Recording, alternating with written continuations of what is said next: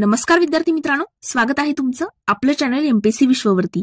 तर मित्रांनो, आपण मागील काही लेक्चर्समध्ये म्हणजे मागच्याही व्हिडिओजमध्ये मी तुम्हाला सिलेबस जो आहे तर गट ब आणि गट क चा जो काही पूर्व परीक्षेचा आणि मुख्य परीक्षेचा सिलेबस आहे तो आपण डिटेलमध्ये बघितला होता। मात्र आता दोनदा तीनदा बदल जो आहे तो घडून आलेला आहे। मग जे नवीन विद्यार्थी आहेत त्यांना भरपूर याच्यामध्ये डाऊट्स आहेत की नक्की म्हणजे गट ब आणि गट क संयुक्त झाली होती, मग त्याचा सगळा सिलेबस एकदम म्हणजे एक्झॅक्टली सेम होता। मग 2024 ला आयोगाने पुन्हा सांगितलं की गट ब ची एक्झाम वेगळी होईल, गट क ची एक्झाम वेगळी होईल। त्यानंतर त्याच्या अगोदर पॅटर्न थोडासा वेगळा होता। या सगळ्या गोष्टीमध्ये जे नवीन विद्यार्थी इकडे येत आहेत तर त्यांना खूप कन्फ्युजन होत आहे, कारण युट्यूबवरती जर आपण बघायला गेलो तर भरपूर व्हिडिओज आहेत, त्यामध्ये प्रत्येक व्हिडिओमध्ये तुम्हाला काही व्हिडिओमध्ये गट ब गट क संयुक्तचा सिलेबस दिसेल, काही व्हिडिओमध्ये त्या ठिकाणी वेगवेगळा सिलेबस आहे, पोस्ट वाईज वेगळा आहे। पण जे नवीन विद्यार्थी आहेत त्यांच्याकरिता हा व्हिडिओ आहे ज्यांना सिलेबस काहीच माहिती नाहीये। तर मित्रांनो, फक्त व्हिडिओ शेवटपर्यंत बघायचा आहे, तुम्हाला कोणत्याही प्रकारचा डाऊट जो आहे या व्हिडिओ नंतर राहणार नाही। कारण की बघा, आता एमपीएससीच्या मार्फत म्हणजे महाराष्ट्र पब्लिक सर्व्हिस कमिशन जे आहे त्याच्या मार्फत आपल्याला गट ब आणि गट क या दोन एक्झाम असतात। त्यामध्ये गट ब जे आहे तर मित्रांनो ग्रुप बी मध्ये आपल्याला पूर्व परीक्षेचा सिलेबस आणि मुख्य परीक्षेचा सिलेबस आपण एका व्हिडिओमध्ये बघूयात, आणि ग्रुप सी मध्ये पूर्व परीक्षा आणि मुख्य परीक्षेचा आपण एका व्हिडिओमध्ये, म्हणजे तुम्हाला कोणत्याही प्रकारचं कन्फ्युजन जे आहे ते या ठिकाणी होणार नाही। तर आपण सगळ्यात अगोदर काय करणार आहोत तर गट ब चा पूर्व परीक्षेचा सिलेबस प्लस तुम्हाला या ठिकाणी मी मेसचा सुद्धा सिलेबस सांगणार आहे एका व्हिडिओमध्ये। नेक्स्ट व्हिडिओमध्ये आपण गट क चा सिलेबस बघणार आहोत, सोबत त्याचा म्हणजे पूर्व परीक्षेचा बघणार आहोत, सोबत मुख्य परीक्षेचा सुद्धा बघणार आहोत, म्हणजे कोणत्याही प्रकारचा डाऊट तुम्हाला या ठिकाणी राहणार नाही। तर आता आपण व्हिडिओला सुरुवात करूया। त्यापूर्वी मित्रांनो, जर तुम्हाला कोणत्याही प्रकारचा डाऊट असेल तर आपल्या चॅनलच्या अबाउट सेक्शनमध्ये आपल्या इंस्टाग्राम अकाउंटची आयडी आहे एमपीएससी विश्वची, तर तिथे जाऊन तुम्ही फॉलो करू शकता, आणि काही डाऊट असेल तर ते सुद्धा तुम्ही तिकडे विचारू शकता। तर आता बघा, आपण या ठिकाणी बघतोय महाराष्ट्र गट ब अराजपत्रित सेवा संयुक्त पूर्व परीक्षेचा आपण अगोदर सिलेबस बघतोय। आता बघा, परीक्षेचे टप्पे किती आहेत तर बघा, पहिला जो म्हणजे पूर्व परीक्षेचा जो पेपर असतो तर तो एकच पेपर होतो, पण तो असतो 100 गुणांचा। आणि मित्रांनो, दुसरा टप्पा जो आहे तो असतो मुख्य परीक्षेचा आणि तो असतो 400 गुणांचा टप्पा। पण इथे लक्षात घ्या, पूर्व परीक्षेला आपला एकच पेपर या ठिकाणी होतो, की ते एक पेपर होतो, मात्र मुख्य परीक्षेला आपले असतात 2 पेपर, हे लक्षात घ्या। म्हणजे आपल्याला आयोगाच्या मार्फत जी काही गट ब ची एक्झाम होते त्यामध्ये पहिला पेपर असतो पूर्व परीक्षेचा 100 गुणांचा एकच पेपर, मुख्य परीक्षेत दुसरा टप्पा आहे त्यामध्ये 2 पेपर। सगळ्यात अगोदर आपण पूर्व परीक्षा समजून घेऊयात, म्हणजे कोणत्याही प्रकारचा डाऊट तुम्हाला या ठिकाणी राहणार नाही। तर आता सगळ्यात पहिले परीक्षेचं नियोजन कसं आहे ते समजून घेऊ। तर बघा मित्रांनो, सामान्य क्षमता चाचणी बघा, प्रश्न संख्या जी आहे म्हणजे आपल्याला एकूण गुण जे आहेत ते 100 दिले जातात, म्हणजे 100 गुणांचा हा पेपर आहे आणि त्यामध्ये 100 प्रश्न विचारले जातात, म्हणजे एका प्रश्नाला 1 गुण, अशा पद्धतीने पूर्व परीक्षा असते। दर्जा पदवीचा आहे, माध्यम मराठी व इंग्रजी आहे। परीक्षेचा कालावधी जर बघितला तर 1 तास म्हणजे 60 मिनिटांमध्ये तुम्हाला पूर्ण 100 प्रश्न जे आहेत ते सोडवावे लागतात। आणि मित्रांनो, वस्तुनिष्ठ बहुपर्यायी स्वरूप आहे, याच्यामध्ये सगळ्यात जास्त कन्फ्युजन मुलांना इथं होतं, कारण की आपण ऐकलेलं आहे की आता आयोगाने काय केलंय, पॅटर्न जो आहे तो डिस्क्रिप्टिव्ह केलाय, असं तुम्ही ऐकून असाल।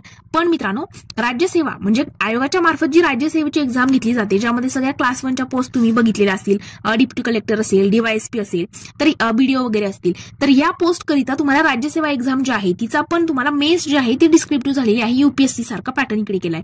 पण मात्र आपल्याला गट ब आणि गट क चा विचार केला तर वस्तुनिष्ठ बहुपर्याय म्हणजे एमसीक्यूज पॅटर्न असेल, वरती एक प्रश्न विचारला जाईल आणि खाली त्याचे 4 पर्याय जे आहेत ते 4 ऑप्शन जे आहेत ते दिले जातात, अशा पद्धतीनेच हा पेपर घेतला जातो, पूर्व परीक्षेचा सुद्धा आणि मुख्य परीक्षेचा सुद्धा। या ठिकाणी कोणत्याही प्रकारचा बदल करण्यात आलेला नाही। नंतर बघा, नकारात्मक गुणदान म्हणजे निगेटिव्ह मार्किंग सुद्धा लागू असणार आहे।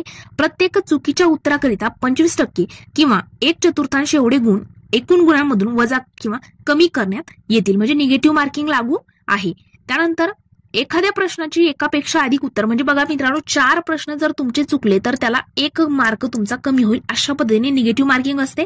एखाद्या प्रश्नाची एकापेक्षा अधिक उत्तरे दिली असल्यास अथवा ज्या उमेदवारानं उत्तरपत्रिकेमध्ये पूर्ण वर्तुळ चिन्हांकित केले नसेल अशा प्रश्नाचे उत्तर चुकीचे समजण्यात येईल। म्हणजे आपल्याला अशा पद्धतीने 4 गोल असतात, जसं नीट वगैरे जी एक्झाम तुम्ही 12वीला दिली असेल तर त्याला आपल्याला ओएमआर शीट वगैरे देतात आपल्याला, त्यामध्ये असे बबल जे आहेत ते फिल करावे लागतात। मग सपोज याचं उत्तर जे आहे 1 नंबर आहे तर तो 1 नंबरचा गोल पूर्णपणे चांगला गोल करावा लागतो, अर्धवट करून जमत नाही, फक्त टिकमार्क करून जमत नाही, किंवा मग अर्धवट केला तर चुकीचा समजला या ठिकाणी जातो। बघा, वरीलपैकी कार्यपद्धती वरीलप्रमाणे कार्यपद्धतीचा अवलंब करताना एकूण अंतिम गुणांची बेरीज अपूर्णांकामध्ये आली तरीही ती अपूर्णांकातच राहील आणि पुढील कार्यवाही त्याच्या आधारे करण्यात येईल. एखाद्या प्रश्नाचं उत्तर अनुत्तरित असेल तर अशा प्रकरणी नकारात्मक गुणांची पद्धत लागू असणार नाही. मग आता बघा, त्यानंतर आपल्याला बघायचं आहे सगळ्यात महत्वाचं म्हणजे पूर्व परीक्षेचा अभ्यासक्रम. आता लक्षात काय काय ठेवलं आपण की गट ब परीक्षा म्हणजे कंबाईनचा अभ्यास करायचा आहे. त्यामध्ये 4 पोस्ट आहेत, PSI, STI, ASO आणि SR. आता ह्या पोस्ट ज्या आहेत म्हणजे PSI नक्की काय कामं वगैरे करतो, STI त्यानंतर ASO त्यांची काय कामं वगैरे असतात, कशा म्हणजे कर्तव्य काय काय पार पाडावी लागतात, ह्या सगळ्या गोष्टी तुम्हाला चॅनलच्या प्लेलिस्ट सेक्शनमध्ये जा. त्या ठिकाणी तुम्हाला ग्रुप बी मध्ये जेवढ्या पोस्ट येतात मग त्यामध्ये PSI ची पूर्ण डिटेल इन्फॉर्मेशन आहे. PSI बद्दल PSI ची ट्रेनिंग कशी होते, त्यानंतर मैदानी चाचणी वगैरे कशी होते, सगळं काही डिटेलमध्ये पोस्टला कोणकोणत्या पोस्टला इंटरव्ह्यू आहे सगळ्या गोष्टी आपल्या चॅनलवरती अवेलेबल आहेत, जाऊन तुम्ही बघू शकता. तर आता बघा, अभ्यासक्रमाबद्दल जर आपण बघायला गेलो तर मित्रांनो सगळ्यात महत्वाचं म्हणजे आपल्याला किती विषय आहेत तर 8 विषय पूर्व परीक्षेला आहेत. पण आपण एक्झॅक्टली म्हणजे 7च विषय पकडतो. मॅथ म्हणजे अंकगणित आणि बुद्धिमत्ता आपण एकच पकडतो, पण ठीक आहे. तरी लक्षात ठेवायचं काय 8 विषय. त्यामध्ये सगळ्यात पहिला बघा, आता पूर्व परीक्षा आहे, पूर्व परीक्षेला 100 प्रश्न विचारले जाणार, त्याकरिता 100 गुण. त्या 100 गुणांकरिता हे आपल्याला 8 विषय. त्यामध्ये सगळ्यात पहिला विषय आहे इतिहास. आता इतिहासाला बघितलं तर आधुनिक भारताचा विशेषतः महाराष्ट्राचा इतिहास. आता बघा, आपल्याला भारताचा पण करायचा आहे, पण आपल्याला याच्यामध्ये प्राचीन आहे का, नाही. प्राचीन इतिहास नाही, मध्ययुगीन इतिहास नाही, आपल्याला आहे आधुनिक भारताचा आणि महाराष्ट्राचा विशेषतः महाराष्ट्राचा इतिहास आपल्याला आहे. मग आपल्याला ग्रोवर वगैरे वाचायची गरज नाही. मित्रांनो, बुक लिस्ट अभ्यासक्रम विचारात घेतल्यानंतर म्हणजे एकदा अभ्यासक्रम आपल्याला कळला की त्यानंतर बुक लिस्ट सुद्धा तुम्हाला अगदी छानपैकी म्हणजे असं नको भरकटायला नको सुरुवातीलाच. पुस्तकं मोजकेच हवे आणि तेच चांगले. जसं की तुम्ही टॉपरचे इंटरव्ह्यू वगैरे बघू शकता किंवा आपल्या चॅनलच्या प्लेलिस्ट सेक्शनमध्ये जा. त्या ठिकाणी तुम्हाला ग्रुप बीची प्लेलिस्ट जी आहे म्हणजे बुक लिस्ट जी आहे प्लेलिस्ट सेक्शनमध्ये बुक लिस्ट जी आहे ती दिलेली आहे. तेवढेच बुक तुम्ही त्या ठिकाणी रेफर करायचे आहे. मग त्यानंतरचा आपला विषय कोणता येतो तर दुसरा आहे बघा आपला भूगोल विषय. तर बघा, भूगोलला जे आहे महाराष्ट्राच्या भूगोलाच्या विशेष अभ्यासासह पृथ्वी, जगातील विभाग, हवामान, अक्षांश, रेखांश, महाराष्ट्रातील जमिनीचे प्रकार असतील, पर्जन्यमान आहे, प्रमुख पिकं कोणकोणती आहेत, शहरं, नद्या, उद्योगधंदे इत्यादी. आता बघा, इतिहासाला तुम्ही समाधान महाजन सरांचं बुक आणि म्हणजे आधुनिक भारताच्या इतिहासासाठी तुम्ही समाधान महाजन आणि महाराष्ट्राच्या इतिहासाकरिता तुम्ही गाठा सरांचं बुक, हे दोन्ही बुक जरी चांगले तुम्ही केले तरी तुमचे त्या ठिकाणी 8-9 एवढे प्रश्न बरोबर येतात. त्यानंतर भूगोल आहे, भूगोलला तुम्ही सौदी सरांचं बुक त्या ठिकाणी वापरायचं आहे. चांगलं बुक आहे. इकडे तुम्ही समाधान महाजन आणि गाठा सरांचं, त्यानंतर इकडे भूगोलला तुम्ही सौदी सरांचं बुक त्या ठिकाणी वाचू शकता. नंतरचा तिसरा विषय आहे अर्थव्यवस्था. अर्थव्यवस्था म्हणजेच इकॉनॉमी इंग्लिशमध्ये. बघा, त्यामध्ये भारतीय अर्थव्यवस्था आणि शासकीय अर्थव्यवस्था 2 टप्पे. तर मित्रांनो, भारतीय अर्थव्यवस्थामध्ये राष्ट्रीय उत्पन्न आहे, त्यानंतर शेती, उद्योग, परकीय व्यापार, बँकिंग, लोकसंख्या, दारिद्र्य आणि बेरोजगारी, मुद्रा आणि त्यानंतर राजकोषीय नीती. तर यामध्ये हे सगळं तुम्हाला अभ्यासायचं आहे. शासकीय अर्थव्यवस्थामध्ये अर्थसंकल्प, लेखा परीक्षण इत्यादी. आता मित्रांनो, या ठिकाणी जेव्हा आपण अर्थव्यवस्थेचा अभ्यास करतो तर अर्थव्यवस्थेचा अभ्यास करताना तुम्ही देसले सरांचं बुक वाचू शकता किंवा मग कोळंबे सरांचं, रंजन कोळंबे सरांचं. तुम्ही जर म्हणजे अगदी इकॉनॉमिक्सच्या कन्सेप्ट ज्या आहेत त्या तुमच्या क्लिअर असणं गरजेचं आहे. त्याच्या बेसवरती काही प्रश्न सॉल्व्ह होतात. तर मित्रांनो, इकॉनॉमिक्सचा म्हणजे स्टडी करताना दरवेळेला काही कन्सेप्च्युअल प्रश्न नसतात, पण तरीही जर तुम्हाला अगदी शून्यातून म्हणजे आपण आता काहीच वाचलेलं नसेल तर देसले सरांचं बुक बेस्ट आहे. त्यामध्ये अगदी म्हणजे छोटे छोटे एक्झाम्पल देऊन सगळ्या गोष्टी समजावून सांगितलेल्या आहेत. मग तुम्हाला इकॉनॉमिक्स ते लवकर समजायला सुरुवात होते. अगदी चांगल्या भाषेमध्ये, एकदम लहान मुलाला सुद्धा समजेल या भाषेमध्ये आपल्याला एक्झाम्पल्स वगैरे देऊन इकॉनॉमिक्स समजावून सांगितलेलं आहे. आणि जर तुम्ही ते वाचलेलं आहे किंवा एखादी बॅच वगैरे करून नंतर मग तुम्ही डायरेक्टली रंजन कोळंबे सरांच्या बुकला रॅपिड रिव्हिजन देऊ शकता. दोन्हीपैकी एकच कोणतंही घ्या.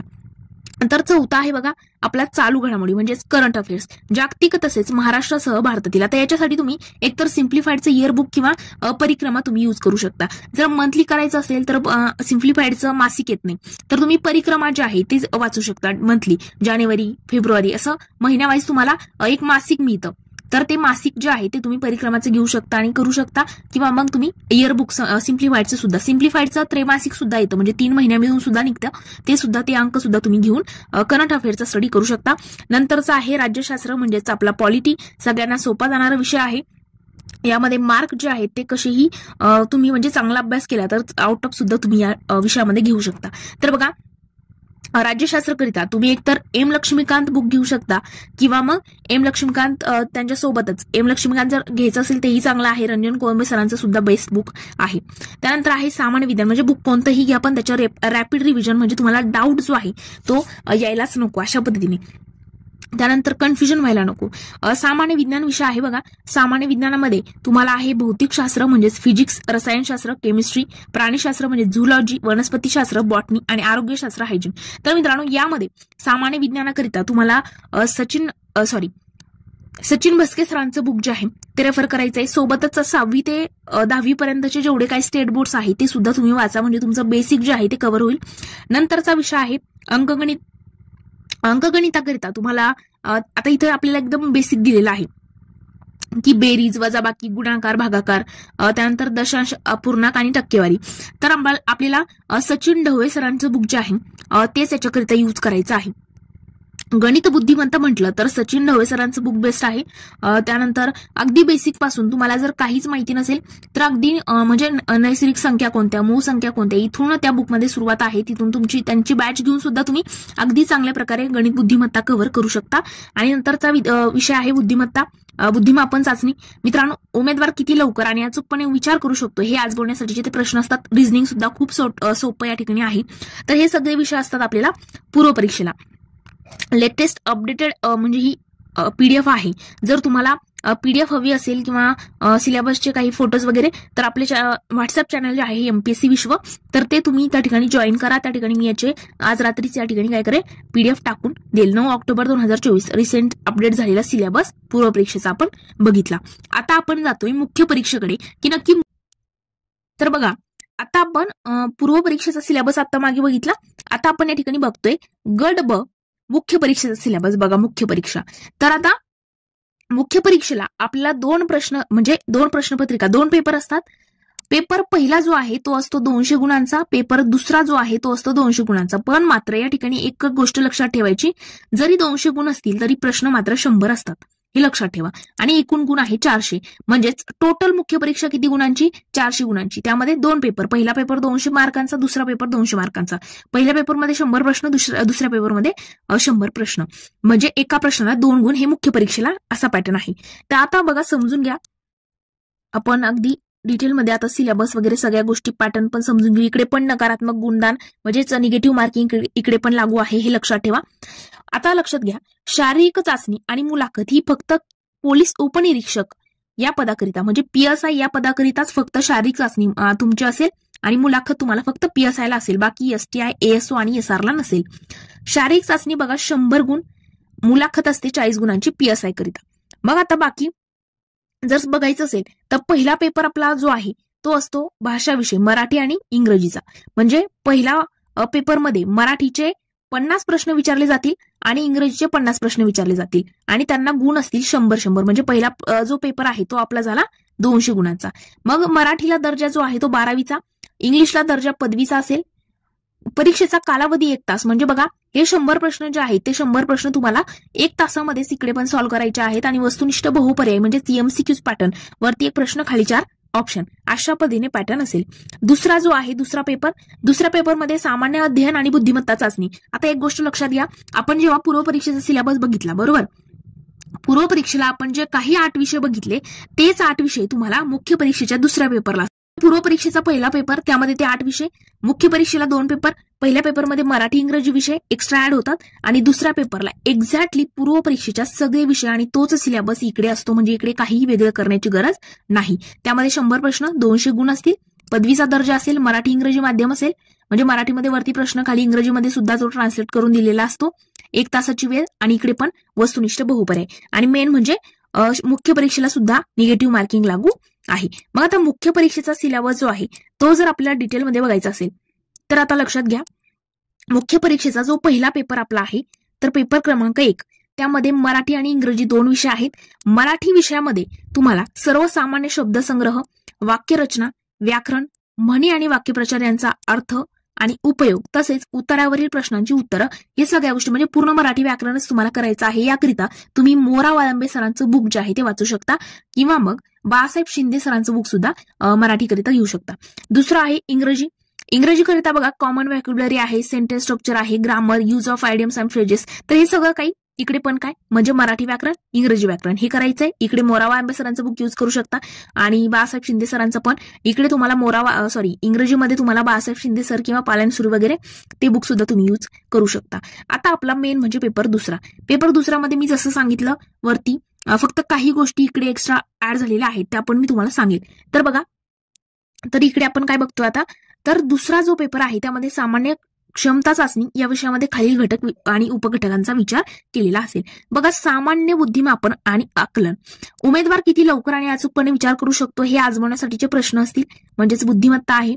नंतर आहे बघा चालू घडामोडी म्हणजे करंट अफेअर्स, जागतिक तसेच महाराष्ट्रातील. तिकडे पूर्व परीक्षेला जे बुक सांगितलेले आहेत तेच इकडे तुम्हाला वाचायचे आहेत, काही एक्स्ट्रा करायची गरज नाही. नंतर अंकगणित आहे, तिकडे पण होता. नंतर आहे बघा हे महत्वाचं, इकडे एक्स्ट्रा काय झालंय, माहितीचा अधिकार अधिनियम 2005 आणि महाराष्ट्र लोकसेवा हक्क अधिनियम 2015 हे महत्वाचे आहेत, हे करायचेच. ओके, तर हे एक्स्ट्रा ऍड झालं. त्यानंतर आता पुढे बघा दुसऱ्या पेपरमध्ये एक्स्ट्रा काय काय आहे. आता आहे आपलं राज्यव्यवस्था, राज्यशास्त्र. तर मित्रांनो पॉलिटी या विषयामध्ये इकडे तुम्हाला काय काय वाचायचंय, तर बघा इकडे अगदी डिटेलमध्ये लिहिलेलं आहे की मेन्सला तुम्हाला काय काय करायचंय. तर बघा, भारतीय संघ राज्य व्यवस्था, भारतीय राज्यघटना, स्थानिक स्वराज्य संस्था, कार्यकारी मंडळ, न्यायमंडळ आणि विधिमंडळ. तर मित्रांनो त्यामध्ये बघा घटना कशी तयार झाली, घटनेच्या प्रस्तावनेमागची भूमिका आणि तत्व काय आहेत, घटनेची महत्वाची कलमं असतील, अनंतर ठळक वैशिष्ट्य काय काय आहेत, केंद्र राज्य संबंध असेल, निधर्मी राज्य, मूलभूत हक्क आणि कर्तव्य आहेत, राज्याच्या धोरणाची मार्गदर्शक तत्व, त्यानंतर शिक्षण, युनिफॉर्म सिव्हिल कोड, स्वतंत्र न्यायपालिका, राज्यपाल, मुख्यमंत्री, त्याचं मंत्रिमंडळ, त्यांची कर्तव्य काय आहेत, अधिकार आणि कार्य, राज्यमंत्री, विधिमंडळ आहे, विधानसभा आहे, विधान परिषद, त्यांचे सदस्य असतील, त्यांचे अधिकार काय, त्यांचे कार्य काय, त्यांचे कर्तव्य काय काय आहेत, विधी समित्या असतील, हे सगळं तुम्हाला पॉलिटीमध्ये अभ्यासायचंय. आता इतिहासाचा जर आपण विचार केला तर मित्रांनो आधुनिक भारताचा विशेषतः महाराष्ट्राचा इतिहास आपल्याला दिलेला आहे. त्यामध्ये मग सामाजिक आणि आर्थिक जागृती असेल, महत्वाच्या व्यक्तींचं कार्य आहे, समाज सुधारकांचं कार्य, स्वातंत्र्यपूर्व भारतातील सामाजिक जागृतीतील वर्तमानपत्र असतील, शिक्षणाचा परिणाम काय काय झालेला आहे, स्वातंत्र्यपूर्व काळातील इतर समकालीन चळवळी असतील आणि राष्ट्रीय चळवळी असतील, हे सगळं तुम्हाला इतिहासामध्ये अभ्यासायचं आहे. मग काही एक्स्ट्रा बुक्स वगैरे तिकडे घ्यायची गरज नाही. जे काही पूर्व परीक्षेला बुक्स आपण वाचलेले आहेत तेच इकडे वाचायचे आहेत. पुढे आहे बघा आपल्याला 7वा भूगोल. भूगोलमध्ये महाराष्ट्राचा आणि भारताचा प्राकृतिक, त्यानंतर आहे मुख्य प्राकृतिक विभाग, हवामानशास्त्र, पर्जन्यमान आणि तापमान आहे, पर्जन्यातील विभागवार बदल असतील, नद्या आहे, पर्वत पठार आहे, विविध भूरूपे आहेत, राजकीय विभाग, प्रशासकीय विभाग, नैसर्गिक संपत्ती, वने आणि खनिजे आहेत. त्यानंतर मानवी आणि सामाजिक भूगोल, लोकसंख्या सगळ्यात महत्वाचा टॉपिक आहे, लोकसंख्येचं स्थानांतर आहे, त्याचा उगम आहे, इष्ट स्थानावरील त्याचे परिणाम, ग्रामीण वस्त्या, तांडे, झोपडपट्ट्या यांचे प्रश्न, या सगळ्या गोष्टी भूगोलमध्ये. आणि एक्स्ट्रा काय आपल्याला ऍड झाले, पर्यावरण आपल्याला इकडे एक्स्ट्रा ऍड झालेलं आहे, ते आपल्याला पूर्व परीक्षेला नव्हतं. तर मित्रांनो मानवी विकास आणि पर्यावरणपूरक विकास, नैसर्गिक साधन संपत्तीचं संधारण विशेषतः वन संधारण, विविध प्रकारची प्रदूषण आणि पर्यावरणीय आपत्ती, पर्यावरण संवर्धनामध्ये कार्यरत असलेले राज्य, राष्ट्र, जागतिक पातळीवरील संघटना, संस्था इत्यादी, हे सगळं काही तुम्हाला अभ्यासायचं आहे. मग आपण बघितलं पूर्व परीक्षेला जे 7 विषय होते तेच इकडे आहेत. तिकडे फक्त आपल्याला मराठी इंग्रजी नव्हतं, मेन्सला आपल्याला पहिल्या पेपरला मराठी इंग्रजी एक्स्ट्रा ऍड झालेला आहे, सोबत पर्यावरण आणि महाराष्ट्र हक्क अधिनियम वगैरे या गोष्टी ऍड झालेल्या आपल्याला दिसून येतात. मग आता पुढचं आपल्याला आहे सामान्य विज्ञान आणि तंत्रज्ञान. मग आता यामध्ये बघा भौतिकशास्त्र जसं तिकडे दिलेलं होतं तेच एक्स्ट्रा आपल्याला इकडे काही दिलेलं नाही. फिजिक्स, केमिस्ट्री, त्यानंतर आहे झुलॉजी आणि बॉटनी, हे आपल्याला करायचंच. त्यामध्ये एक्स्ट्रा ऍड काय झालं, मग दूरसंवेदन, हवाई व ड्रोन छायाचित्रण, भौगोलिक माहिती प्रणाली आणि त्याचे उपयोजन, हे सगळ्या गोष्टी ऍड झालेल्या आहेत. आणि माहिती आणि संप्रेषण तंत्रज्ञान, तर एवढं एक्स्ट्रा ऍड इकडे मेन्सला होतं. काही टॉपिक्स आहे, सब टॉपिक्स वगैरे हे एक्स्ट्रा ऍड झालेले आहेत, तेवढं आपल्याला एक्स्ट्रा तिकडे मेन्सला करायचं आहे. त्यानंतर आता पुढे इकॉनॉमिक्स विषय आहे आणि सगळ्यात महत्वाचा मेन, तर मित्रांनो अर्थव्यवस्था व नियोजन. तर बघा समग्र लक्ष्य अर्थशास्त्र, इकडे काय समग्र लक्ष्य अर्थशास्त्र आणि भारतीय अर्थव्यवस्था.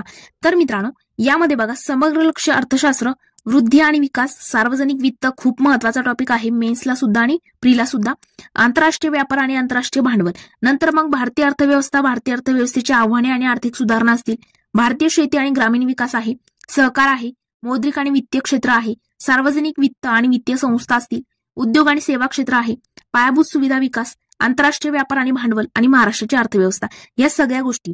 तर आता आपण काय काय बघितलं बघा, आपला सिलेबस या ठिकाणी संपलाय. तर आपण या ठिकाणी काय बघितलं, तर एक सेकंद, आपण बघितला प्रिलियम्सचा सिलेबस, पूर्ण 8 विषय आपल्याला होते वगैरे सगळ्या गोष्टी आपण बघितल्या आणि डिटेलमध्ये सिलेबस समजून घेतला. 100 प्रश्न वगैरे असतात ह्या गोष्टी. नंतर आपण बघितला मेन्सला बघितले आपण 2 पेपर. पहिल्या पेपरमध्ये मराठी इंग्रजी, दुसऱ्या पेपरमध्ये जे काही पूर्वपरीक्षेला होतं तेच इकडे होतं, हे आपण बघितलं. आणि सगळं डिटेलमध्ये सिलेबस सुद्धा. हे झालं आपलं ग्रुप बीचं, फक्त गट बचं. बरं, पूर्वपरीक्षा, गट बची आणि गट बची मुख्य परीक्षा एवढं आपण डिटेलमध्ये बघितलं. नेक्स्ट व्हिडिओमध्ये आपण गट क ची पूर्वपरीक्षा त्याचा सिलेबस, गट क ची मुख्य परीक्षा त्याचा सिलेबस आणि नंतर बाकी मग आरटीओ वगैरे जे आहे पुढे, तर त्याचं पण काही मुलांना डाऊट आहे तर त्याचा सुद्धा व्हिडिओ मी डिटेलमध्ये अपलोड करेल. तर आय होप की तुम्हाला लेक्चर म्हणजे व्हिडिओच्या थ्रू सगळ्या काही समजलं असेल डिटेलमध्ये, कोणत्याही प्रकारची शंका तुम्हाला नसेल. आणि जरी असलीच तरी आपल्या चॅनलच्या अबाउट सेक्शनमध्ये आपल्या एमपीएससी विश्वची इंस्टाग्राम आयडी सुद्धा दिलेली आहे. तिथे जाऊन तुम्ही तुमचे काही डाऊट्स असतील तर ते विचारू शकता. प्रत्येकाला रिप्लाय जो आहे तो त्या ठिकाणी मिळतो. तर आज आपण इथेच थांबूया. Thank you so much.